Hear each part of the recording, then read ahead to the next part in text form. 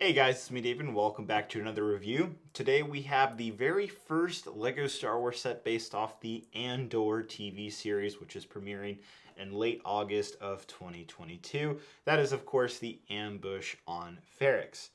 The set number is 75338 and this set's going to come in at 70 US dollars. That does seem to be pretty high given that we're only getting 3 minifigures. We're definitely going to be taking a look at this on the in-depth and seeing what features and functions and what the overall kind of package that LEGO is selling here is like.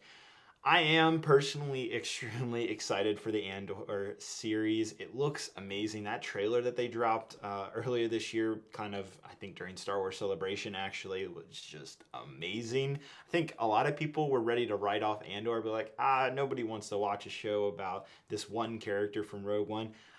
It looks to be really good, so I wouldn't be surprised if the show is amazing that people will still end up really being interested in wanting to pick this setup as well. It does get released on August 1st of 2022, so it actually comes out about a month prior to the TV series, which is kind of funny. I do also expect there to be at least another Andor set probably coming in the winter wave of 2023, so roughly 6 to 7 months from now. I do want to thank LEGO for providing this set for review. And without ado, guys, let's go ahead and take a look at this very first LEGO Star Wars Andor set.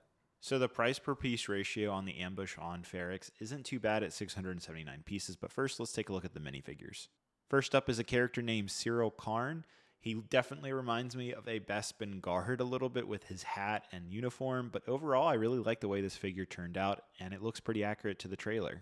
After that, we have Luthen, who has a tan hairpiece, a dual-sided face, this really cool olive green uniform with a hood on the backside. I really like the way this figure looks, actually.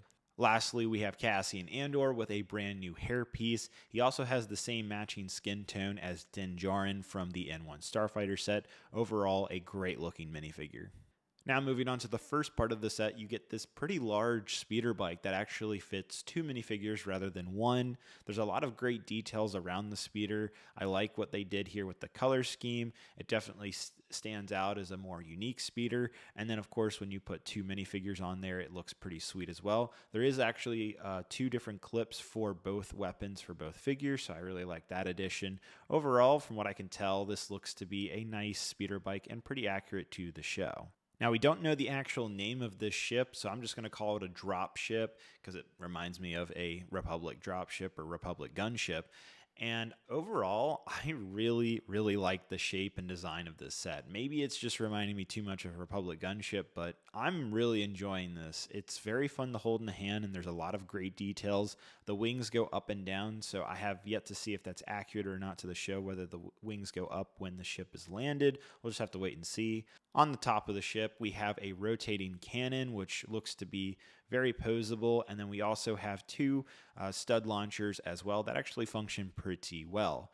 There's some sticker details both on the wings and on the side of the ship for both sides, and then there's also a printed windshield on the front as well. Underneath the set, you can see there's actually quite a bit of complexity using some Technic pieces. It's actually very well built. On the back side, you can take the door down and there's some clips for more weapons.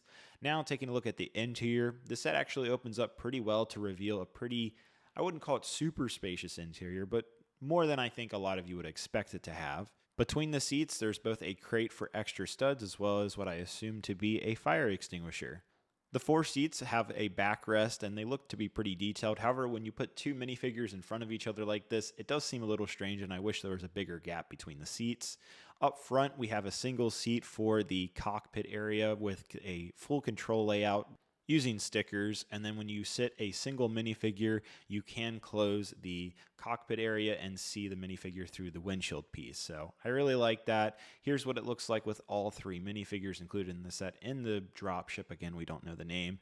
I don't know why, but I'm just having a complete blast just picking up this set, swooshing it around. I have yet to see what it really does in the Andor TV series, but it seems to be a really fun set to play with, and I hope it has a big part in the Andor series. Overall, I think this is a much better set than most of you would expect. So believe it or not, I absolutely love this set. It's probably because this ship right here, we don't actually know the name of it yet, reminds me of a Republic gunship or an LAAT, just a low altitude drop ship vehicle where you can get troops out. Like, that is always just the best for play sets in terms of Lego Star Wars. Like, there's something fun about that, like swooshing down a vehicle and having troops come out like that. Is, I don't know, something about that just gets me giddy. So I really like this ship. It's actually extremely well built, better than I thought.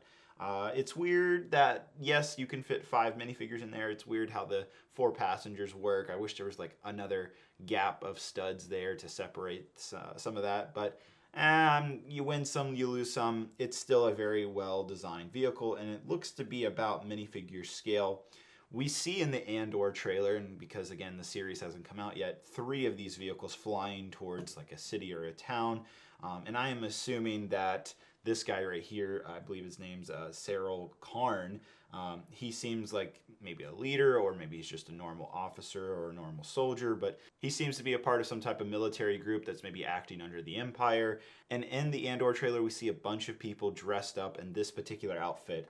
And that's where my one complaint with this set is at $70, I think we should have gotten more than 3 minifigures. I was looking back at the Lego Star Wars catalog of sets that are still available right now, and it's just silly to me that, you know, you have the Imperial Armored Marauder that came out last year at $40, and it came with 4 minifigures, whereas this set is $70 and only comes with 3. Granted, as of right now, these are exclusive minifigures to this set. I don't know if they're going to pop up in other sets or not. And again, I think this guy might be kind of an army buildable figure just based off what I've seen from the trailer. Again, we don't know if Cyril is gonna play a bigger part in the Andor series. He might kind of die off pretty early on in the series. I'm just speculating here. Same with Luthen. Obviously, we know Cassian is gonna live on through the series, but you know, we don't know the fate of these 2 characters, so it's really hard to judge. And we don't know if we're going to be invested in them, so it's really hard to judge whether those minifigures are, you know, so cool that you absolutely have to pick up this set yet. Like, that's all up for debate right now. Obviously, once the series comes out later this fall, maybe a lot of people will have a different way of looking at the ambush on Ferrix. But as a Lego Star Wars set, as of my knowledge right now of just seeing the trailer of Andor, I still really like this set. I don't know. The speeder's really solid. It's cool. It's different. Kind of reminds me of the Cloud Bike speeder.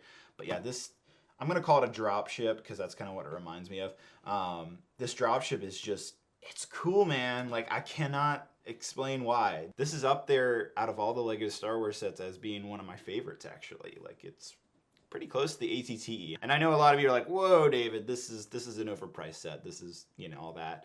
I get that. But I'm just telling you that I'm having fun with this set. And if it plays a big part in Andor, where, again, we see 3 of them in the trailer, so they're likely going to be popping down, troops are going to be coming out, it's going to be possibly a cool scene. I'm crossing my fingers it is, because this just seems like that type of set that you would put in a mock. I don't know. Really like it. Figures are great. The set is really good. Price per piece ratio is okay. I just think we should have gotten 1, if not 2 more minifigures at $70. That's my biggest complaint, is we should have gotten at least 2 more figures in this set. I think that's the shortcoming. So do I recommend this set? I think at $70 it still isn't probably worth it. Do I think it's a great set? Yes. Now, if it was me, I would probably pick up one of these at $70, but again, like we see in the trailer, there's 3 of this vehicle that'll be popping up in the show.